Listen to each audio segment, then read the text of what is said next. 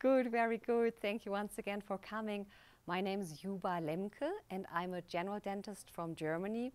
I have been in the United States since 1996. And my background in Germany is that I'm also a naturopathic practitioner. When I learned about naturopathic medicine, that's when I began to understand that everything really is interconnected that's going on in our body. When we talk about dentistry, for example, the materials that you put in your mouth or whether you have dead teeth, all of that affects overall health. Each single tooth is actually related to an acupuncture meridian and therefore affects overall health. Then several years ago, I became interested in orthodontic treatment, and I practice in Durango right now, and my practice is dedicated to doing orthodontics. As I was doing that, I realized that as I change the way the teeth are aligned, as I change how a person bites, the posture of that person changed. So that was interesting. And the next thing, how I became even more interested in posture was my own problems with chronic neck and lower back pain, which probably came from doing general dentistry for 28 years in a hunched over position. I was not aware of my posture. I didn't pay attention to that. It happened so that I came across a book or a method. It's called the Go-Claim method of posture. And I have a few books in the back. You might want to look at them. So there is a foundations course with this method. I took it. It helped me. I decided to become a certified teacher. I was teaching that method for a while. And after a year or so, I thought there were several things that I liked very much about the method, and I thought they are very helpful. Others, not so much. My conclusion is that there is not one posture method out there that will help and serve everybody. At the end of the day, you have to be your own coach. You have to see what works for you, what makes sense to me. That's really what counts. And this evening I will present different ideas. Just pick and choose what's right for you. And we're a small group. Feel free to ask questions anytime, interrupt if you need to get up and stretch. Do that at any time, please.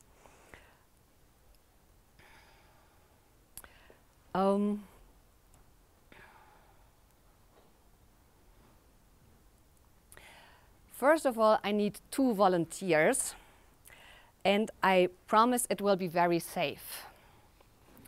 Nothing dangerous. So can I have... but it is very safe. I was going to volunteer till I saw that. Okay, thank you. And 2 really brave people. Thank you very much. So your task will be to take 12 of these little wooden building blocks, and I have you build the most stable tower that you can, and I want you to build a pretty unstable tower. And please just get set up, don't start yet. And here's a question for the audience. What do you think, which tower will be done first? Who thinks it's going to be the stable one? Okay. And who thinks it's going to be the unstable one? Okay. And maybe same time, who knows? So let's see. The easiest will be to build it on the floor. Yes, please.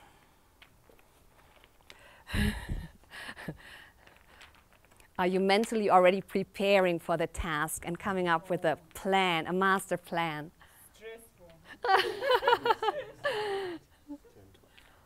Okay. So, sorry, tell me, you are the stable tower, you are the unstable tower? I'm definitely the unstable tower. Okay. Okay. So, on your marks, set, go. And towers, one on top of each other. So, sorry, I didn't say that properly. One on top of each other. Can they be... Do they have to be like this? All in one? Yes, they should be one on top of each other, what you are just doing.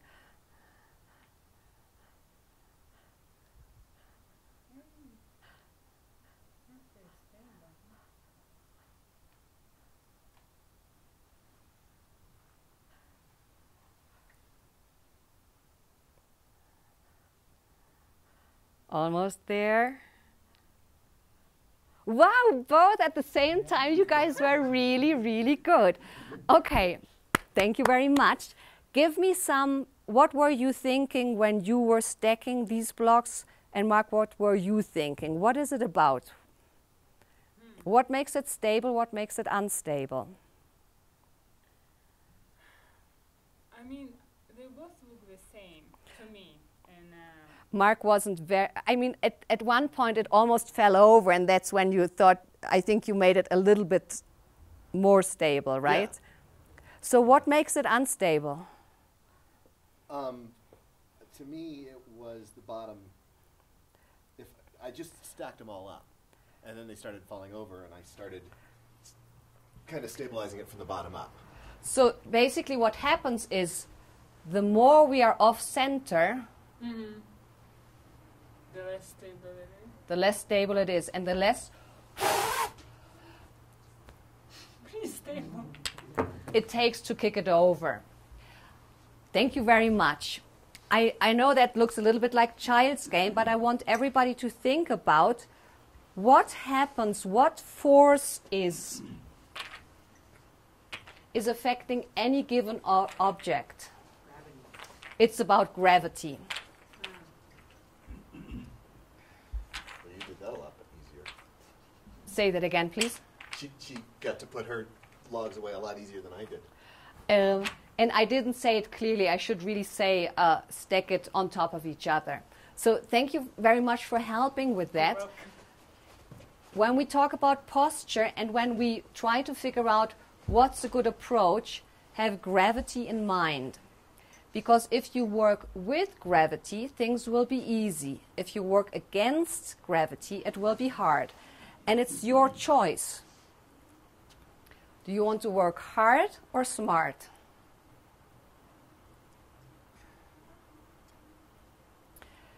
When we go with gravity, things look graceful. We don't need as much effort. And there's something inside that tells you when you're doing something right. Remember when you started a new kind of athletic activity? I mean, you have role models and you know what you should do. But it takes time to develop the body skills to do it. But when you do it right, you feel it. So the next thing that I would like to do is for all of us to get aware of how you are standing. This is the book that I mentioned, or the method that I mentioned earlier. It's called the Go Clay method. And just give me some words. What's your impression of this young man standing? What comes across? Very good posture. Yeah. What makes it look good? What is it that you like about his posture? Straight back, shoulders, Yes, the shoulders are back, chest right? is open. Chest is open. What does that mean for breathing if the chest is open? It helps. It's much easier to breathe. Right, right. Okay, so for a moment, and this is, you just do that for yourself. There's nobody here judging how you stand, but please get up from your chairs and stand with your feet hip-width apart. And just for a moment, tune in whether there are any areas in your body where you feel tension, where you feel some discomfort. Just tune in for a moment.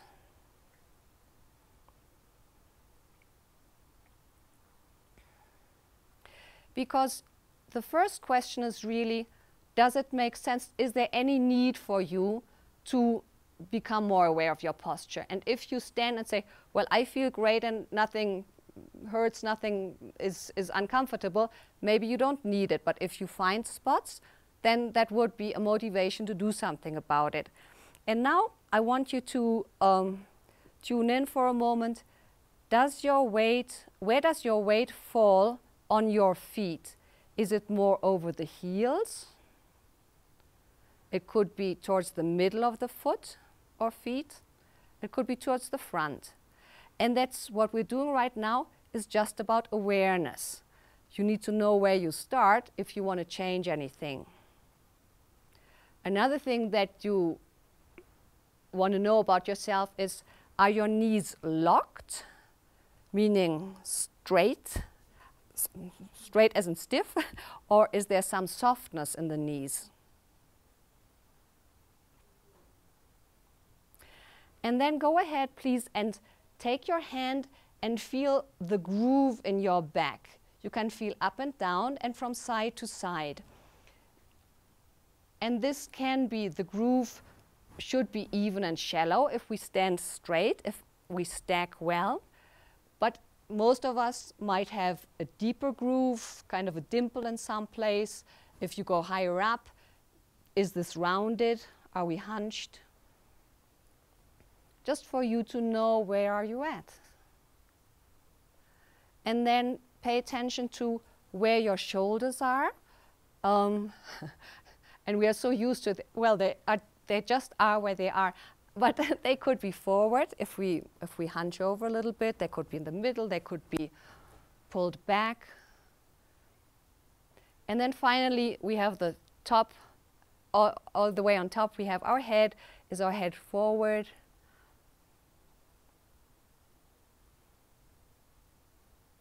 Okay, so did everybody get a little bit of feel for his or her? Good, okay.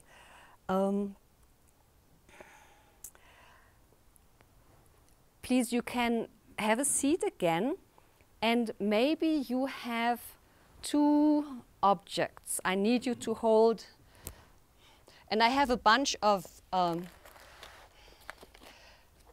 some people maybe remember to bring some of these bags. It can be even a cup, and you can grab one of these bags here. So I would like you to hold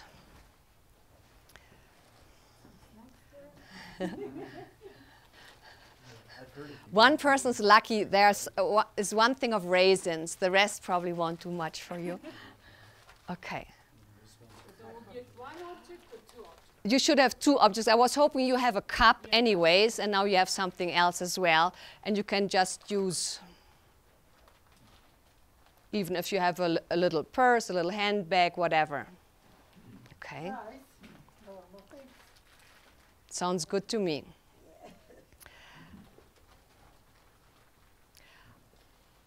With your dominant hand, if you're right-handed, I want you to hold one object out there, and the other object you hold close by. And I talk a little bit. You do that as long as you can. Okay?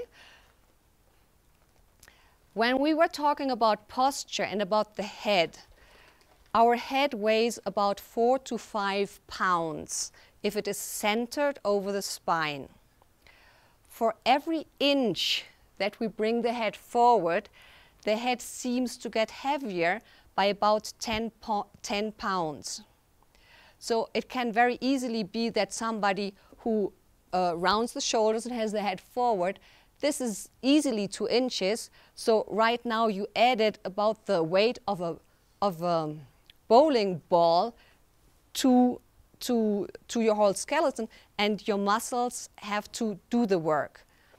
Now tell me, which one is easier, holding it out there or holding it close? And you can let go. Close is much easier. So if you feel this in your arms like that, it is amazing that we don't feel what's happening with our head when we push it forward. Off-center, yeah. Right. So when we balance it, things get easy, and when we push it forward, things are hard. And again, it's a choice. Do you want to work hard or smart?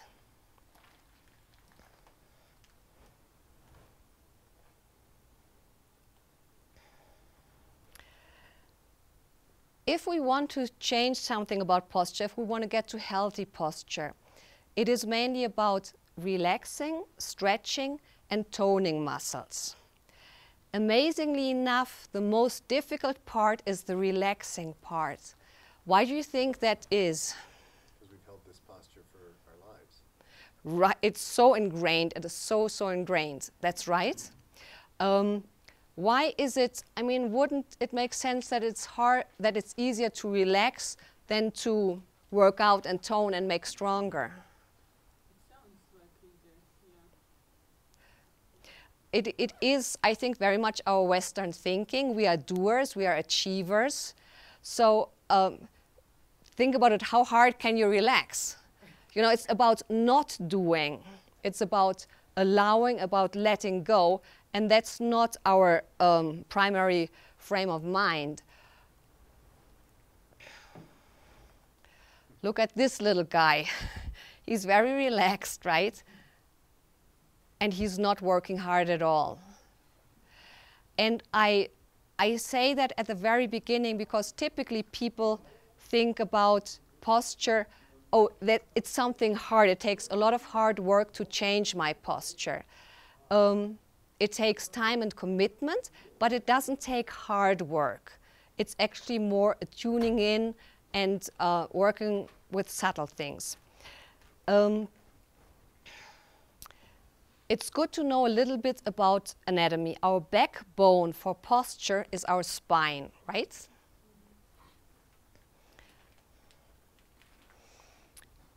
If there was a head on this spine, it would be looking to the left. Okay? So it's looking this way. And what are these bones called that make up the spine? Vertebrae, right. The vertebrae are very similar to the building blocks. And that's where gravity comes in. If you stack them, yes, there is a slight curve in there, but the more curvature you have, the more you have to work against gravity. Does that make sense?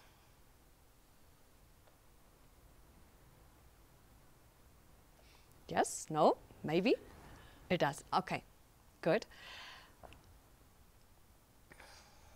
Now, what's in between the vertebrae? That's very important. What's in there? Discs. They're discs. And they're made of cartilage. And the cartilage has outer layers of fibrous tissue. But inside the core is of a different quality.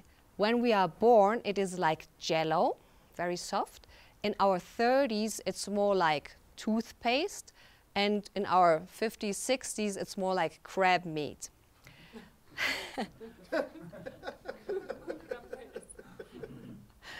Do you know what the function of the discs is? Suspension, shock absorbing. Shock absorbing, thank you, exactly.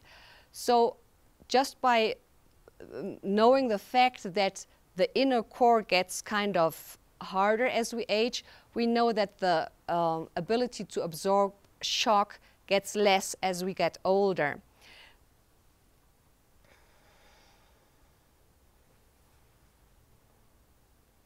But in general, the discs work best when they are decompressed and when they are well hydrated. If we have a lot of curvature in the spine, then we start putting pressure on the discs and they tend to slip out of their housing. The problem with that is that inside the spine, there is the spinal cord, and from there we have nerve endings entering and exiting the spinal cord. So if discs start slipping, they put pressure on the nerves. That's what's happening.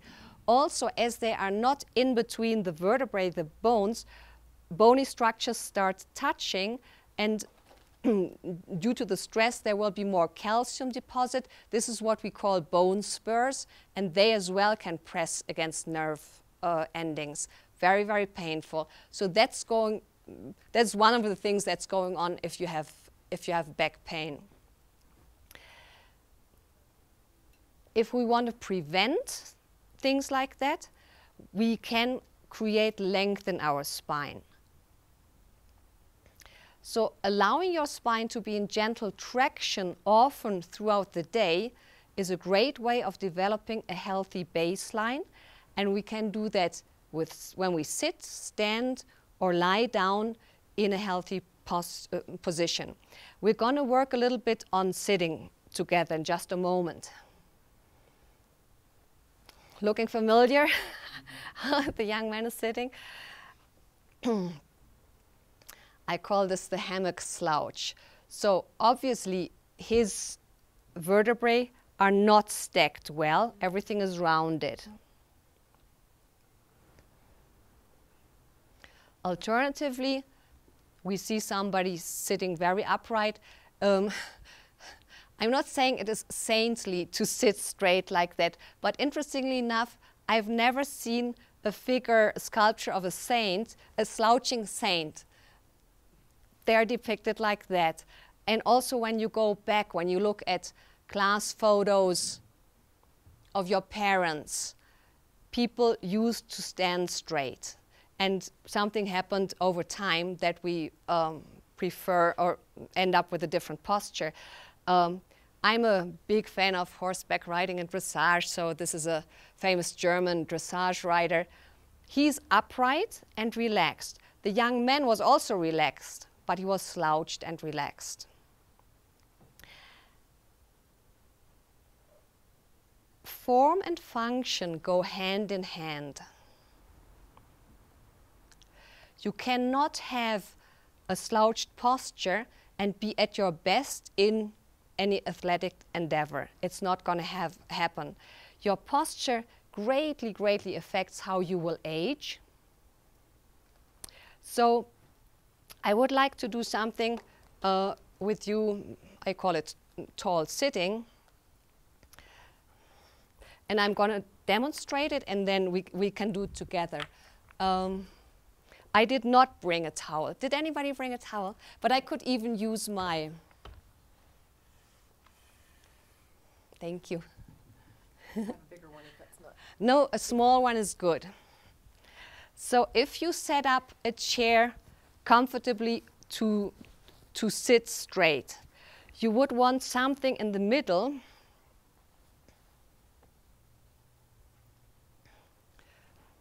that will support your spine. So when I sit down, I bring my bottom back. And with these chairs, it's actually easier to bring the armrests up. So we're gonna sit back and then lean forward that we come away from the backrest. And go ahead and feel the curve in your lower back again. And maybe you just want to watch for a moment because you really need something in the middle here, otherwise the chair doesn't support good posture. After we do this, Bad chair. what's that? It's a bad chair. It's hard to find good chairs. Yeah, whatever. After you come forward, I want you to pull your belly button back. This is actually something, particularly for people who sway, that starts straightening the lower back. You pull your belly button back, and then you use your arms to push your bottom away from the from the top. You push your head up, the bottom stays in the chair, and then you hinge back against the backrest. And now I'm supported here, and I'm touching the back a little bit higher than when I started. Could you please set that up? Set your chair up like that, and you can just use, for example, your, thank you very much. You can also use a jacket or anything to,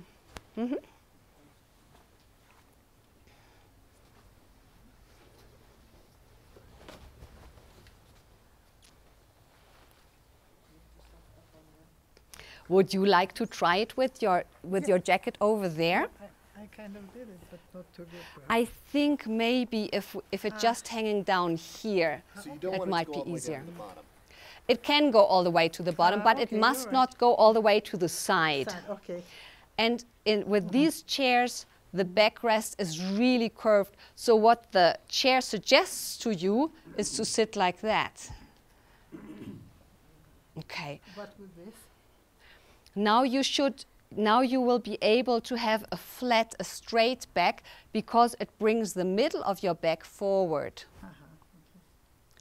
So please, and everybody has the bottom back. Okay, because when we sit, the foundation, our pelvis is the foundation. So if our pelvis is not underneath us, we will not be able to stack well. Now we come forward, just lean forward a little bit, and try this pulling your belly button back. Good, I can see that you're doing it.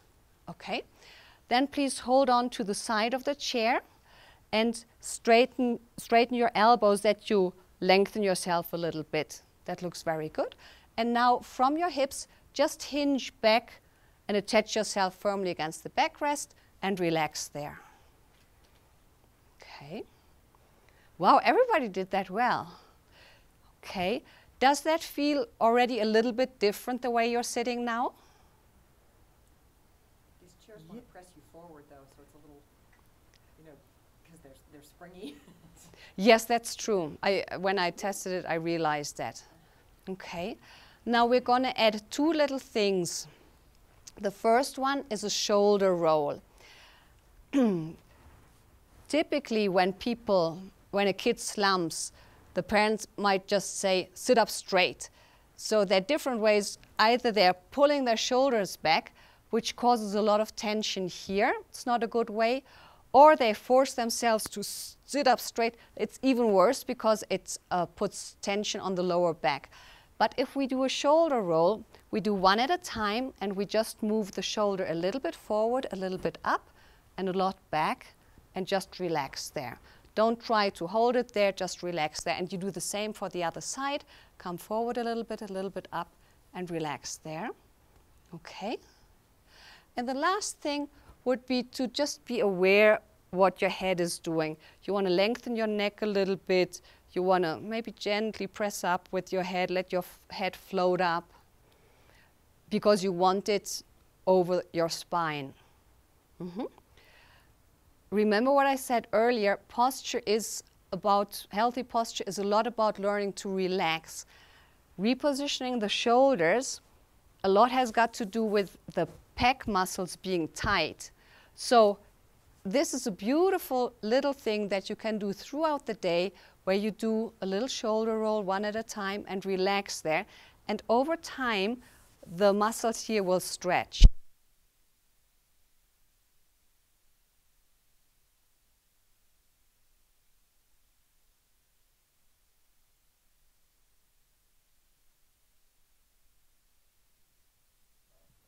Because I'm relaxed, but when I sit up straight and I try to bring my shoulders back, I'm tensed. I can't relax, and it's even harder to breathe for me, honestly. And that's exactly what I tried to say early on. It can be so deceptive that we think, but that's comfortable for me. But you are doing a lot of damage when you do that. For example, if you are like this, you just reduce the volume for your inner organs dramatically, and they won't work as well. Plus, there's a lot of wear and tear on your discs, on your vertebrae, on all the joints.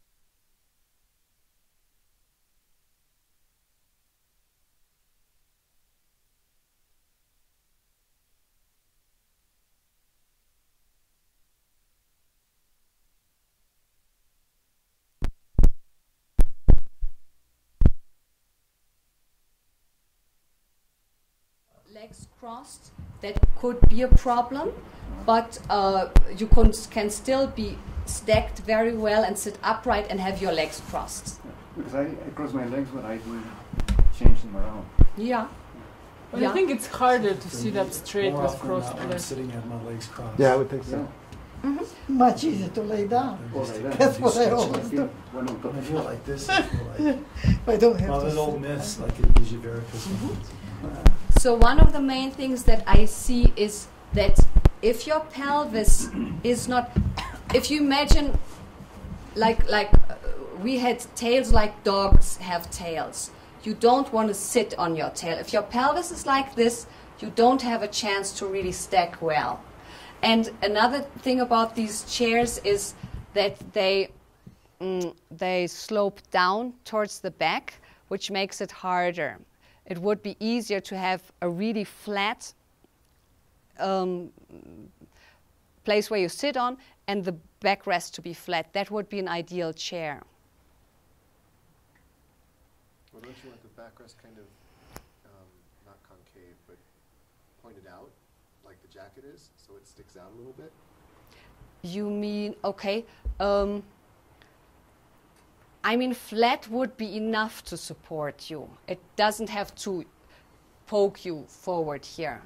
But it should not hold you like in a hammock. And what I'm doing tonight is giving you different ideas. We'll talk more towards the end where you can take it from here. But one thing is being aware and, for example, start changing how I sit. It will make a big difference, particularly the shoulder roll makes a big difference.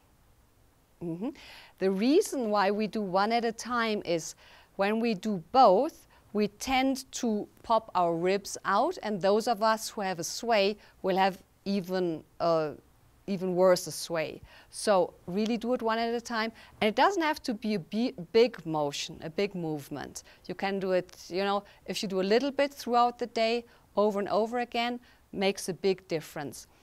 That is an area that can change very fast, while the neck, learning to align the head, that takes much longer. There's so much more going on there. Are you trying to have your chin be down slightly in order to have your head back and more center? That's correct, yes.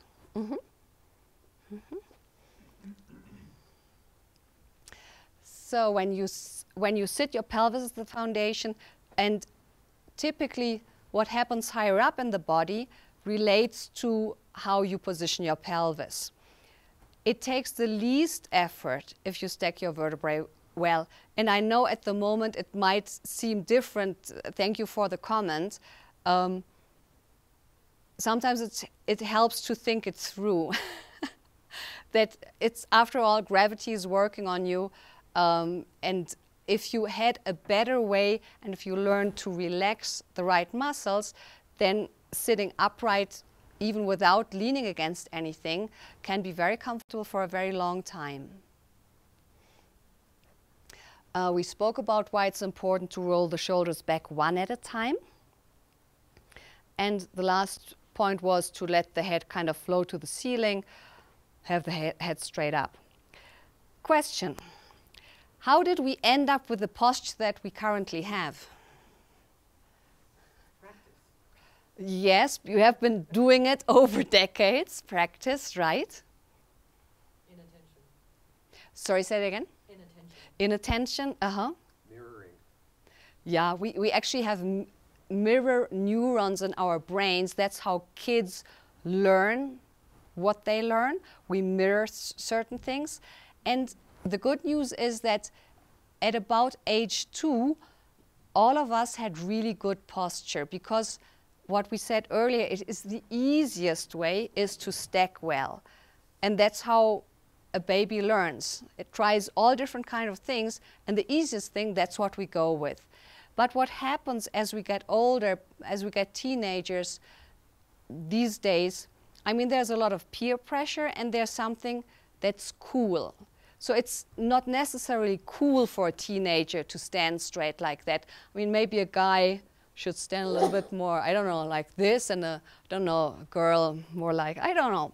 But it is not necessarily cool. That's what makes it kind of challenging to work with teenagers. They are very motivated. They know what they want. On the other hand, if you can get them to change their motivation, they're great to work with. Here's the question for you: what is your motivation? Why are you interested in posture? Because I have back pain, chronic pain. Unfortunately, pain is such a big motivator. Yeah, happened to me as well. Pain is a big motivator. Yeah. Who else has some pain issues? Me. Okay. What else could be motivating to, or not could be, what for you is motivating about posture? It also looks better. Looks? Look more kind of proud. I don't know. Can't find the right word. Like proud person. I don't know. Confident. Yes. Thank you. Yes. Thank you. Right. And it's the way how I'm perceived by others. For me, it's also that I think, well, what can I do 10 years from now? I still want to hike. I want to dance. I want to be active. And I know that there are different options. You know, if I don't work on it and pay attention to my posture, I will not be able to do it. And if I do pay attention to my posture, it's no guarantee, but chances are much, much better that I will be able to have a very active lifestyle. And that's again this horseman that we saw earlier, and he was in his 70s and 80s and had really good posture. By the way, you see it, this is a nice, we have good light. As you start working on your own posture, it helps to look at other people and look at their posture. Do you see a difference between how he stands and how these two people stand?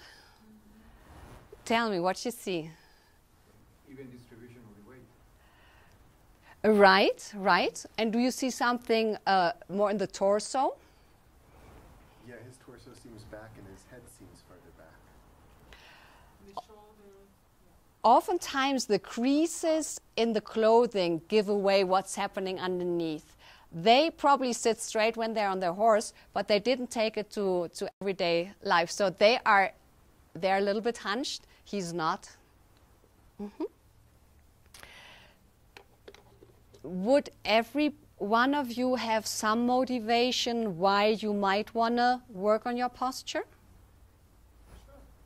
Never even thought about that. So if you, yeah, so, you know, unless we have motivation, nothing will happen. For me, it is pain, it's looks, it's active lifestyle.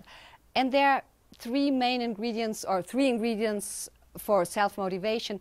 One is confidence. One is, do you think posture can be changed? Yes or no? Probably yes. Do you think you can change your posture?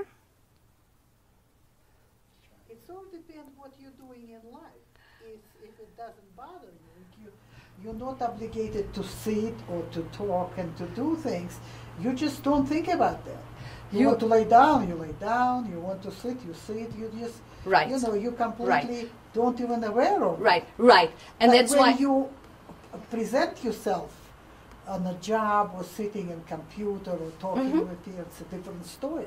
Suddenly you think about that. It's just for me like, wow, because I don't have a pain. If I have pain, I don't stay like that. I move it. I move it if something is not comfortable. So people do say, we have a pain, and I say, I never really feel the pain. Maybe because I'm crooked like a little snake. I do whatever it is comfortable for me. And I'm absolutely not saying everybody needs to work on posture. I just want to make a connection how the posture affects your overall health, the way you're aging. So if you think you want to change your posture, it's important that you realize I can change it, because everybody can change it. The next thing would be focus. I mean, there's so much going on for all of us. The day has 24 hours, and typically we have plans for 27 hours already. So who has extra time to focus on something else? Unless posture is one of the priorities for you, it will not happen. It's just being realistic about it. And it still is interesting and nice to know something about it, but if you want to change it, it would have to be one of your priorities. For me, I don't want to have the pain. I want to be active. It is one of my priorities. I make progress. And then the third thing is directions. So if you don't know what to do, how can you be motivated to do it? I'm trying to give you a few little things that you can start working on, because it starts with little steps. If you are motivated, it's all about eyes on the prize and one step at a time. It's not about how can I be aware of my posture all day long. This is not, you don't have to. The good thing is you don't have to. You start somewhere. Now we're going to take a little break doing something practical before we go back to how can we implement this into our life. And it is about walking. It's not running. I know this little guy is running, but I want you to have the picture of that treadmill. But the treadmill that I want you to have in mind doesn't run for you. Instead, you have to push the belt back. It's like, I will ask you to stand up and hold on to the chair, stand on one leg, and now I'm pushing the floor back. As I'm pushing the floor back, I eventually will take a step. I just want you to try that and do it with both legs, please. So we're standing on one leg, we're holding on, and now push the floor back.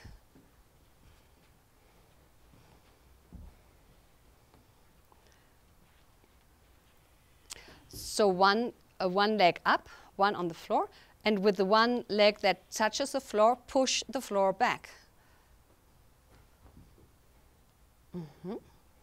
So what happens as you push the floor back?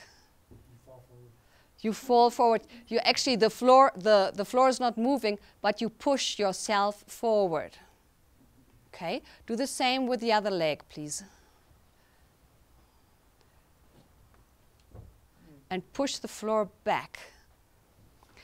Now you can only do that if you engage your glute muscles, your butt muscles, and the muscles that are in the back of your leg. Good. Thank you. And you can sit down again, please. There are basically two ways of walking. One way is that you kick your legs forward, which looks a little bit like this. Or you can push the ground back. If you push the ground back, you're using the primary muscles that are meant to be used in walking. We have, for everything that we do, excuse me, we have primary muscles that do the job best. They are most efficient. It takes the least amount of effort, and it's easy to use them. Now, sometimes when we are injured, we can't use our primary muscles, and there are always secondary muscles that can do the job. But it is a compensation, and over time, that will cause other problems. Any questions about this concept that there are primary muscles who do a job easy and effective, and we can do it differently? I'm not saying you can't walk like this, but you're using muscles that were not meant for walking. Another really nice side effect, see, and this is what I liked about the Go-Clay method. She talks a lot about things that you can do in your daily life. You don't have to set time aside to go to the gym. You don't need special equipment. But as you walk, as you learn to push the ground back, you use these muscles, and it actually prevents your butt from sagging as you get older, which is a nice side effect.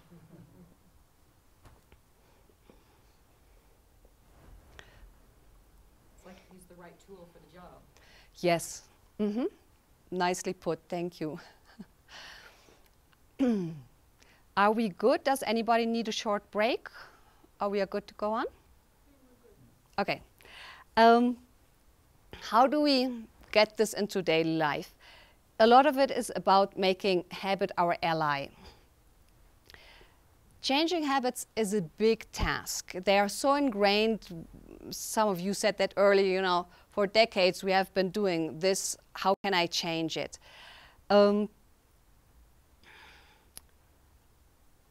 When you go about changing your posture, it is important that you're really kind to yourself.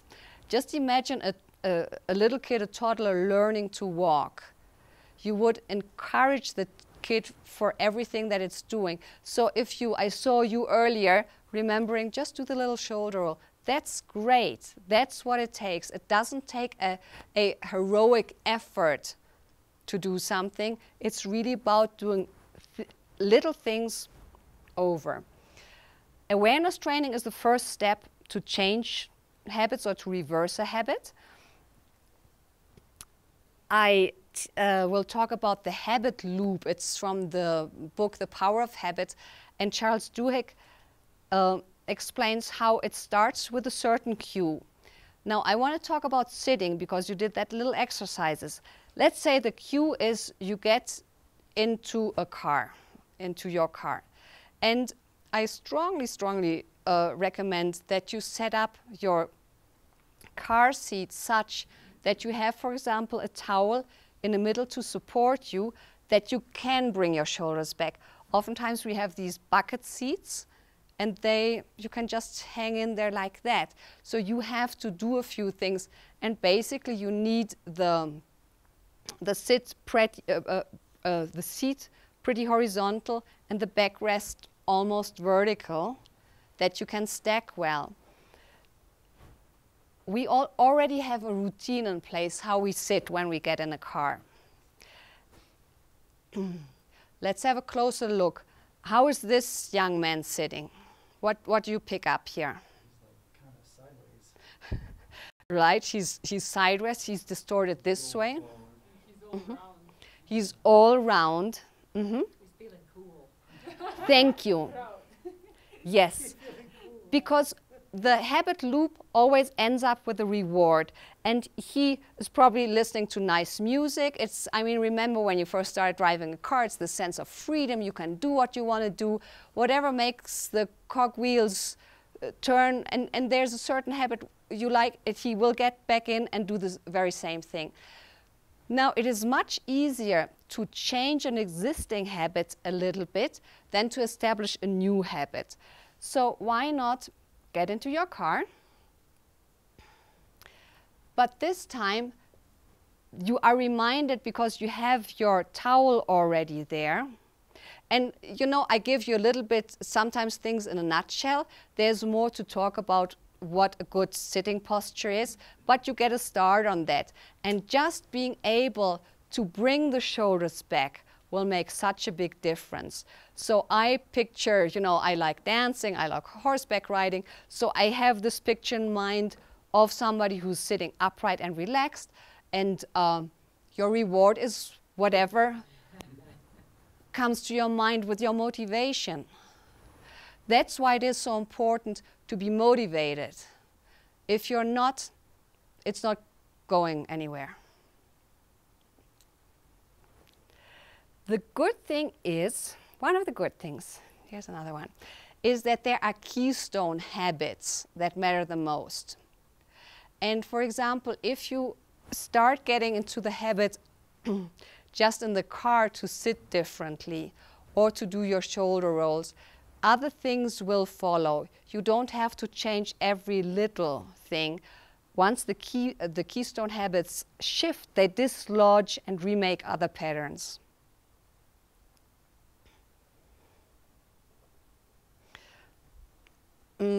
There's one book that I really like. It's called The Slight Edge by Jeff Olson.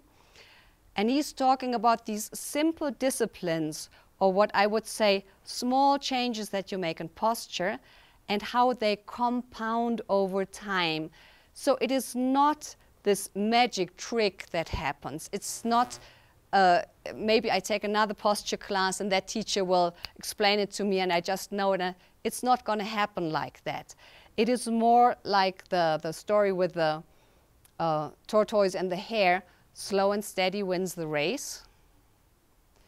These little changes that you make that might sound like nothing, they build up over time. They compound over time, and that gets you to your goal.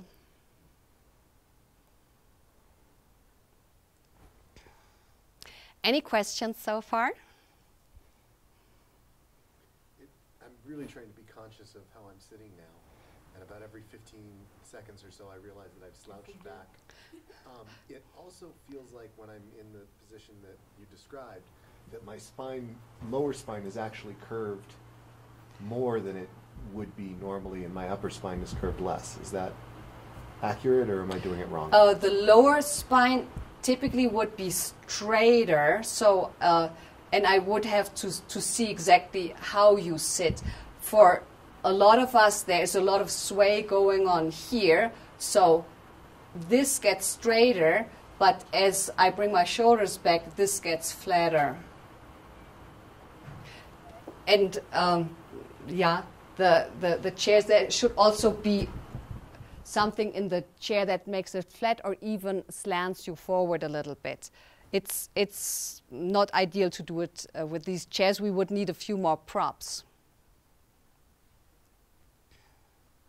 But that's exactly what's going to happen. You do it and it goes back. But keep doing it for 2-3 days and you will start seeing changes. Are there any exercises to do to improve your posture? There are a lot. There are more than you would want to know. We talk of that about that towards the end. Where do you go from here? Yeah. Again, I like everything that I can build into my regular daily life, because I tend to, I already have a bunch of exercises, and sometimes the day is up before I got around to doing my exercises. So if you can build it in just into regular sitting or standing or lying down, then you get so much more training time than if you only do the few minutes. But there are a lot of very good exercises. Now I take you from a little bit different angle. There's something called oral posture, having to do with the mouth, with the face. So it finally shows that I'm a dentist. We're looking at Ernie and Bert. Can you describe the shape of Ernie's face? Ernie is this guy. His face is round. That's a round face, correct? And what's his mood like? Happy. What about Bert? What's the shape of his head? Egg head. Egg, yeah, egg, pear. It's a long face, right? Yeah. What's his mood like? Serious, bit discontent, a bit stressed, right? So when I asked earlier, how did our posture come about? The question is how, now I work a lot with children, how do we grow into how does our face grow into the shape that we see? A lot of it has to do with breathing habits. This is the face of a girl who breathes through her mouth. When we breathe through the mouth, the lower jaw opens, and it opens that it goes down and back a little bit. And if the face is held, if the jaw is held in that position over a long time, the whole face will grow accordingly. So this is not only true for the face, this is also true for posture. If young people are in the habit of sitting or standing like that, the whole body will grow differently. I want to make the point here that it's about more than looks.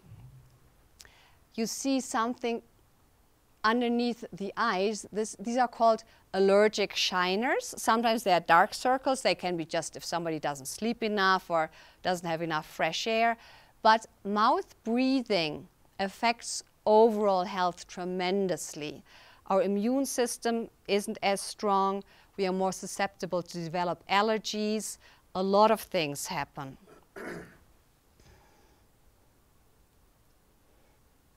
And the next thing that I would like to do is a little breathing exercise with you.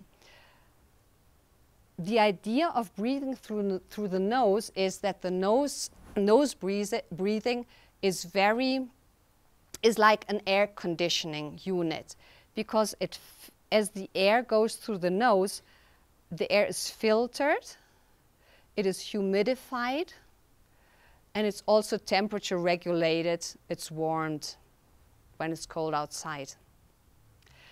I don't know whether you ever noticed, when you develop a cold, the moment you start breathing through your mouth, everything gets worse.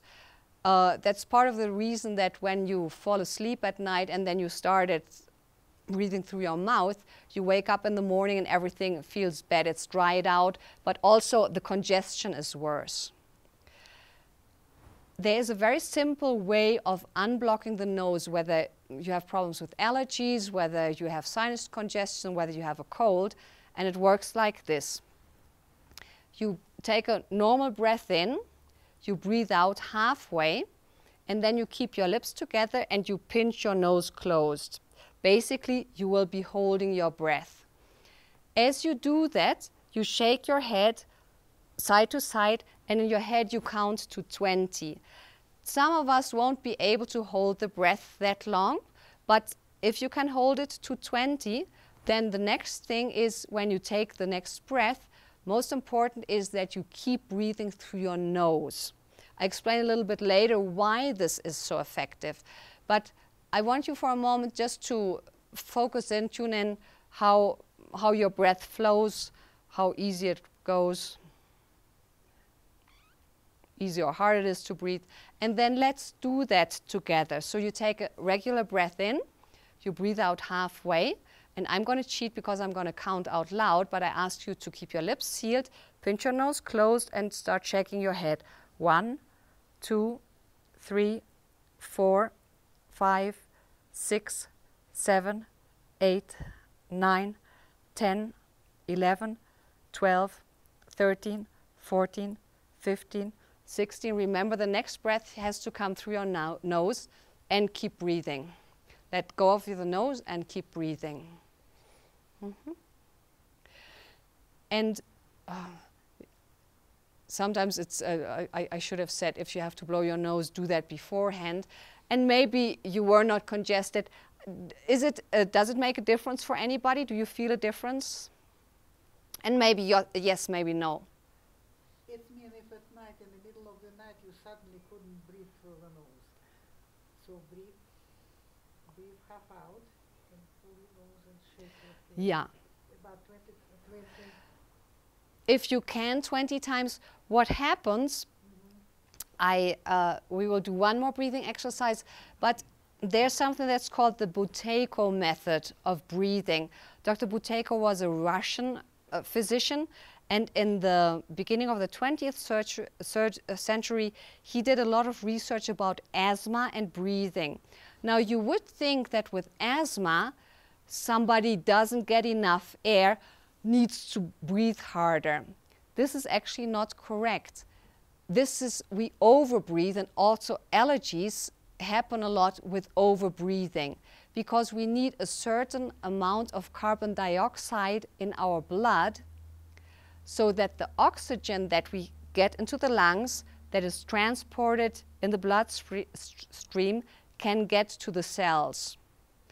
It's a nice little book to explain what's going on, but I was amazed when I heard that for the first time a lot. Most of the time, our problems come from overbreathing rather than from not breathing enough. We're going to do one other thing about the breathing. I talked about mouth breathing.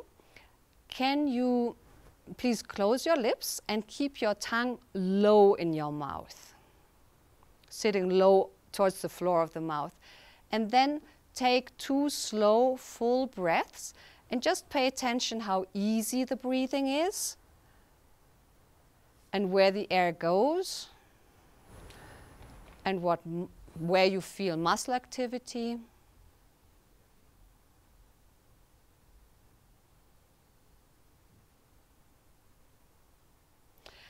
And then please put your tongue up against the roof of your mouth.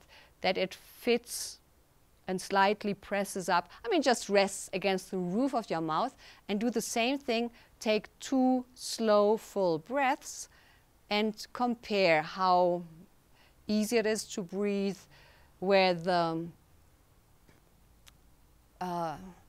impulse of breathing is coming from, where you feel muscle activity. And then maybe you can share what you feel, whether it felt different, whether it was the same, whether one was easier. When my tongue was up, there was more tension around the whole back of my jaw and underneath. Mm-hmm. And when I purposely dropped my tongue, there was a more relaxation and a less constricted flow, felt like. Mm-hmm. Mm-hmm. And was there a difference did you feel where the breath was flowing into your body?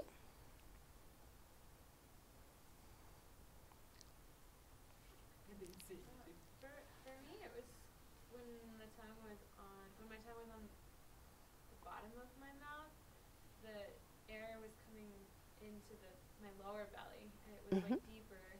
When my tongue was at the top, it was more shallow, and it was more in my chest. Mm-hmm. Mm-hmm. Who else? It also felt unnatural to have my tongue down at the bottom. So for you it felt unnatural to have it down. Yeah. So for you it was easier to breathe with the tongue up?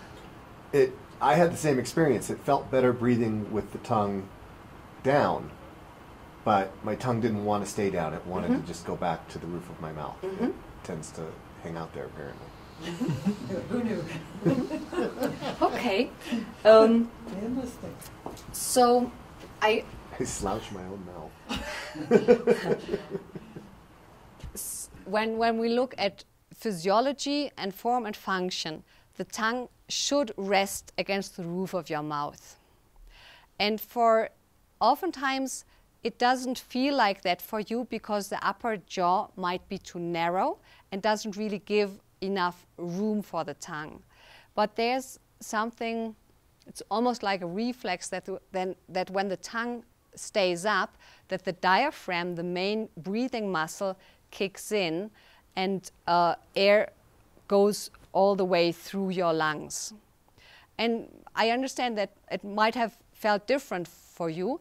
All I want to do at the moment is put your awareness to what's going on. The tongue can be in different positions. Now, since form and function go hand in hand, does this palate look, how would you describe the shape? And I know that you guys don't look at palates as often as I do, but it's very steep. I mean, this is a very, very steep palate. Do you think that person has a habit of keeping the tongue up in the palate or down? Looks like it's up. Actually, it is down. This is a typical mouth breather because there's not enough space for the tongue. The indentation. So looks it's like the air that kinda caused like the tongue. indentation, not the tongue? What caused the deep palate?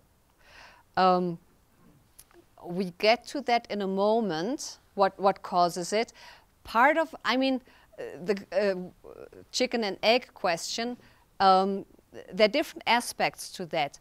But if the tongue stays up, the palate will develop wide, the jaw will develop wide, the face will develop well, and the lower jaw, we started speaking about that, the lower jaw has a chance to develop forward. Attached to the lower jaw is the tongue. So if the lower jaw is caught back, the tongue is back, and breathing is much harder. For a patient who is chronically mouth breathing, and the shape of the palate is like that, that means the nasal passage is very narrow. So it's hard for them to even get air going through their nose.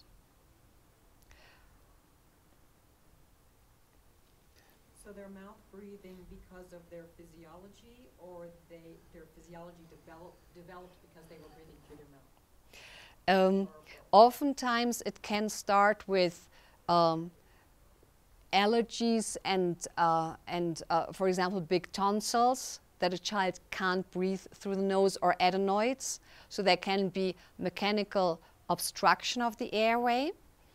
And there can also be what's called cranial strains. I'm going to show you in a moment what that means. So this is where I like where orthodontics comes in, not only to create a beautiful smile, but to really help with overall health. This little wire, I use this wire appliance instead of braces. The wire is really thin and very flexible. So as I start widening the wire, I can affect the bones and the teeth, and everything develops wider. And it has another nice thing, this little loop right behind the front teeth. I will typically tell my patients when they get the appliance, so at the moment everything is new and the tongue is curious, so the tongue goes all over the mouth and tries to check things out. This is a good time to establish a new habit for the tongue to understand that the tip of the tongue needs to be right here where the loop is. It's like a little handle. Then they still have to learn to keep the back of the tongue up. But as they do it, I don't know whether you heard of people who had orthodontic treatment and everything is nice, they're done with treatment, they wear their retainer for 2 years and then they lose it or it breaks, something like that, and then everything goes back. And this happens because the tongue doesn't live in the roof of the mouth. The tongue is really the built-in retainer to keep the palate wide, and if there's enough space, the teeth line up well. So I'm talking at the moment about things that affect posture to an extent that might be beyond what you can do. We can always do something, but there are limitations. And sometimes it might be necessary to widen the jaw, because if the tongue and the lower jaw and the tongue are back and you can't breathe well, remember when you learned resuscitation, the first thing is you tip the person's head back, because that opens up the airway.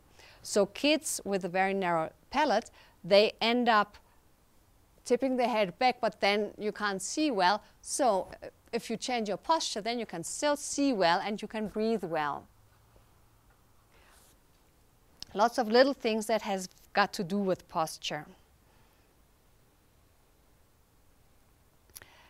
Has anybody heard about cranial osteopathy or craniosacral therapy or something like that? See, the head is not one rigid bowl of bones. It's made up of 22 different bones, and they come together in seams or sutures. And there has got to be a little bit of motion between the sutures because they are specialized joints. It can happen just by going through the birth canal that the head of the child is compressed in a way that some of these sutures are jammed up. Now, that happens particularly if forceps are used, or suction cup, or for example, labor-inducing drugs like Pitocin, where the labor gets beyond a physiologic force and the child's head is squeezed beyond a point where it can recover. And then there are people, they're called cranial osteopaths, who can, with very gentle manipulation, release these strains. And that has, again, a lot to do with overall health. These cranial strains can also be a reason, you asked earlier, why is the palate narrow? Oftentimes cranial strains play a role there.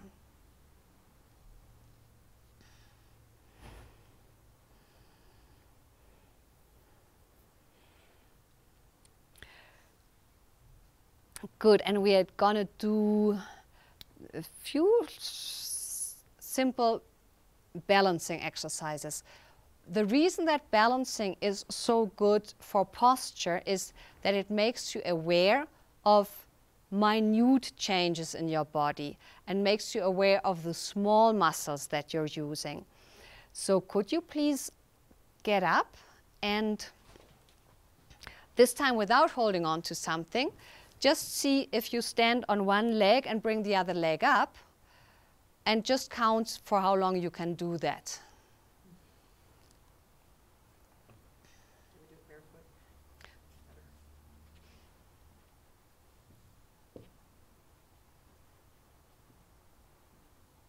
I can almost stand up.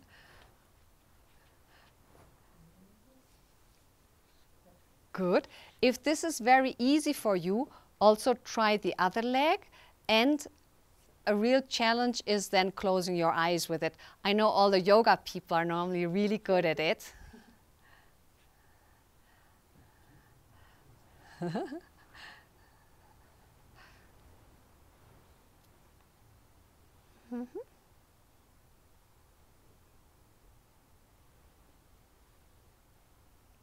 Wow, good.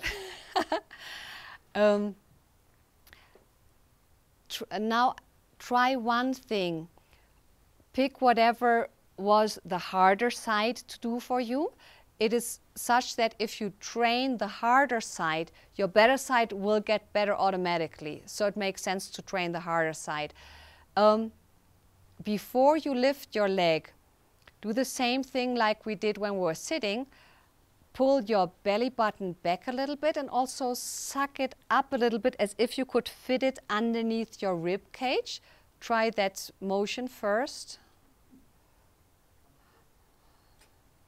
Okay, and go back to, and it's so nice that you're saying that, because at the moment a lot of muscles in your body are tense and you're not aware of it, but they don't allow the rib cage to expand because there's so much tension there. So the challenge will be to learn to relax rather than it's easier to tone other muscles.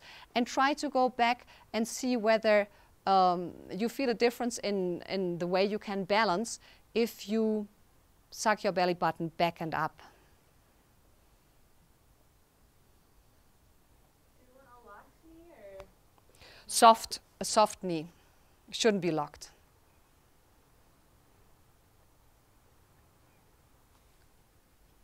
Did you tie a knot? I think that's cheating a little bit. Oh no, you didn't. It looked to me as if your leg was wrapped around. Okay. So do you know, and you can have a seat again, when we do the belly button thing, what does that do? We are engaging something here. Yeah, core muscles. Core muscle. It's about core stability and core strength. Posture has a lot to do with having good core stability and strength and being flexible and fluid in our extremities and having good range of motion there. When we balance, we are using small muscles. Small muscles are mainly around the joints, and they are meant for posture, for minute adjustments. They work on and off all the time. And then we have the big muscles. They are meant for strenuous tasks. They are like a power stance. If we use big muscles to do for our posture, for our orientation in space, then we overwork these muscles. We will get buildup of lactic acid, we will get sore. So a lot about posture is learning to use the little muscles, and balancing is a great tool for that. Particularly if you then, if you get comfortable, it will be easier the better you're stacked. It's harder to balance like that than if my spine is well stacked. Some obstacles to improving posture. One would be ambition. Another one is ambition. And a third one is ambition.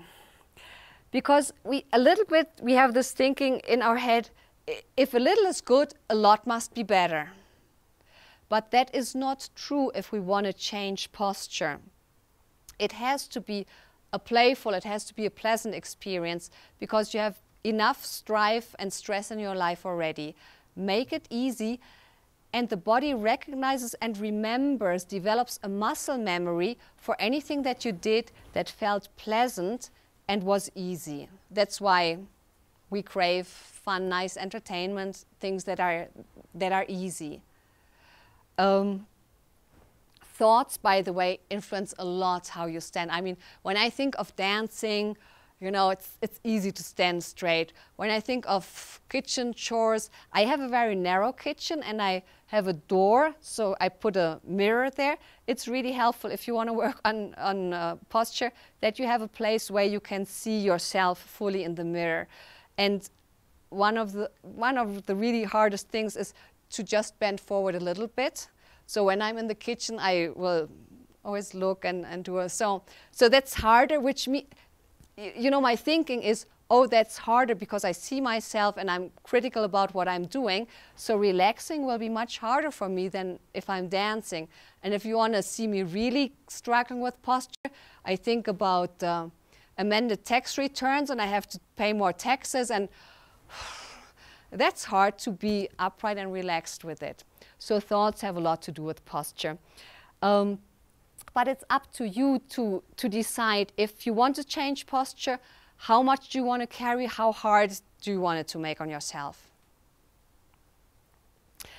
The last practical that we're going to do, and we're getting close to being done, is balancing something on your head, because that's a great exercise to become aware where your head is and to align your head over your spine. I brought a bunch of these little non-slip things, and I know some of you brought something to put in your head there. I also brought some. Please go ahead and try that. With this between them? Yes, because if it's too slippery, it's really hard, but this makes it easier. Do we need to stand up? Or You should walk with those, because you need a little bit movement to challenge yourself.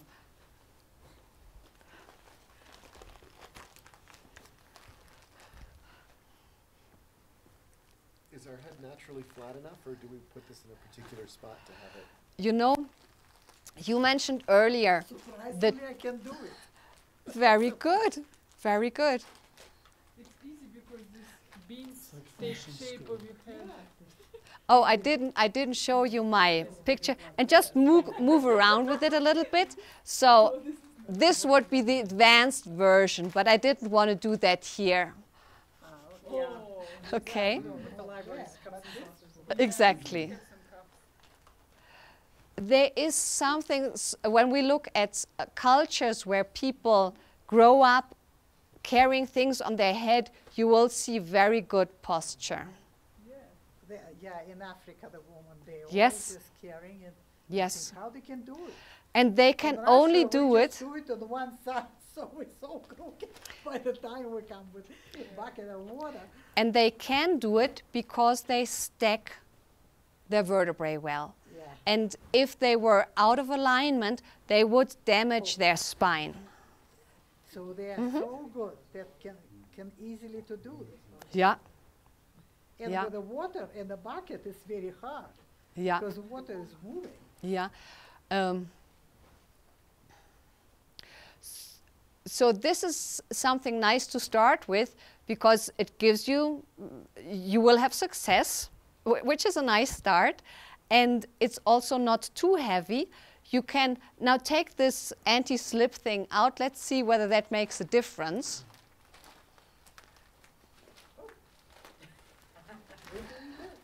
How about book? Um, More challenging. Yeah, I just warn about anything that, This one is both like a hand. Books stay flat. yeah. I don't know if we can do it. Make sure that you don't use something that when it falls, it hurts your foot or so. But I wonder what my I can use a cinder block. Some of the gold bars. Sorry, I took those. You know what it is? As soon as this thing is on, you kind of all pulling your body all the straight, automatically. This is where some body wisdom kicks in. Yes. Something happens automatically. I couldn't imagine I have body wisdom in my body. Yeah. It's like, oh, no, Maybe a this little is bit in the supposed to head, happen a little too. bit, but not in the Yeah, body. I wish I could use it at work. Yeah. Yeah, it looks like you put something in the head and suddenly you feel like you're big and tall. You look bigger and taller. You do. That's true. Yeah. That kind of looks good on Alfredo. Yeah, it's sporty. What you say? Sporting. It's a sporting look. We're going to start a new fashion and tell you, right? Uh-huh. Rice and beans. You know, what would it be like to try and ski like this? That piece of you can cut off under the carpet. You have a thing. You're right. Yeah, that's- You're right. Okay. Good. You guys are all doing very well. And let's get back to your seats, please. Thank you. Does it good for you to just walk around the house in the morning like that? Particularly since you get this feedback from your body that it does something for your alignment. Yeah, it does. And you know, it's so simple, it's so easy. It's And it tastes good. Thank you.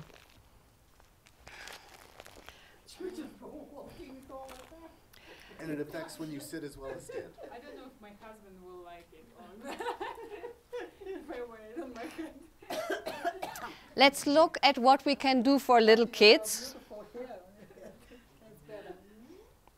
I like that. You know, after you walk, you stand up and sit down, and you can do a lot.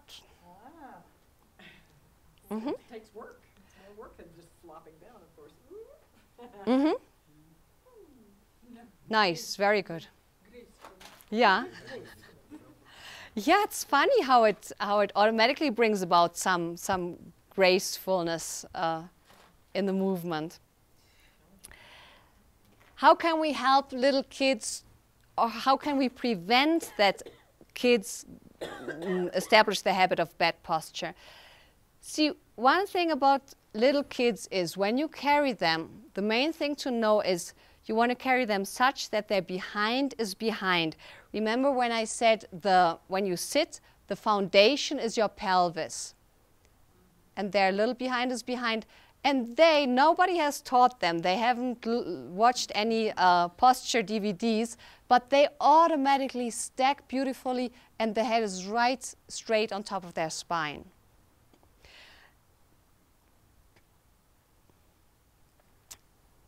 Does anybody carry a little child out there? Do we carry them there or do we carry them here? It's harder to carry. It wouldn't occur to you because it's so hard. And I want to say that to you again. Yes, you said, but this is comfortable. But it's hard. You're not aware that it's hard, but it is hard. It is the same as if you were to carry a child out there. Now, you have an option. You could carry a child close to your elbow, close to your wrist, or in the middle. Where would you carry the child? The easiest would probably be close to your elbow. Mm-hmm. And why? Because you don't have that weight then hanging off your arm. You're working with Got the leverage. gravity here. You know, this goes down here. You can use your back muscles to support it. And particularly bad is to carry the child where your wrist is, because remember, around the joints, this is where our small muscles are. They are meant to do delicate tasks and writing and dexterity, so you want to carry the child close to your elbow. But what happens, what kind of furniture do we have for children? I mean, he's in a good mood, but most of them have a bucket shape. And this is an age where the neural pathways are established for what sitting means. So while they have the innate wisdom to stack their spine well, we put them for hours in furniture that does the opposite. And I understand sometimes you can't do it any different, but then it is particularly important for the kids to stretch. They love monkey, I mean, they crave all of that. You swing them around, stretch them, have them upside down. That's a lot that you can do for them. Come on. So she's upside down. In the back, I have a sign-up sheet if anybody wants to get an email, or you can put a telephone number of any possible future events. So if you want to do that, please do that. There are also some books that I think are interesting. And we can either just do some questions, if there are any, or we can do a quick summary of what we went over. What would you rather do?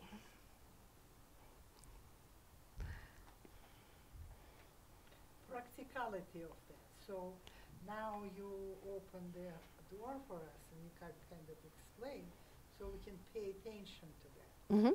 So wherever we sit, I have to tell you something. I hate like couches, and I hate chairs. And one day my husband was paralyzed, and the doctor prescribed a chair. And he, of course, couldn't do it because he was just laying in the bed. He couldn't do it. The chair was there, so I have to give it back. And suddenly I sit in this chair, open my mouth, and say, it's the best chairs, like, because it's straight. Oh, okay. And I couldn't get out of this chair. I already stayed afraid I have to buy another one. Just take an example, because it's just torn apart all over me. First time I sit in something, a piece of furniture, and I feel comfortable because I can read there, I can have a table and watch the TV there. But there is something about this chair was so fantastic. So I really want to encourage you to pay attention to that and to recreate that using simple props or really trying to find a chair like that. Don't resign to the fact that, well, this is how the chair is, that's there, therefore I have to sit the way the chair demands it. Yeah, but it's not this simple. It's just a hell of a chair. Right, but I think there... falling apart under me. Yeah. The problem. Yeah, I hear you. Replicated, but it just was wonderful. The peel on that, it's so, everything was. Your body tells you when something is right. You know. Absolutely. You will figure out. Any other questions or comments? So, Sorry, did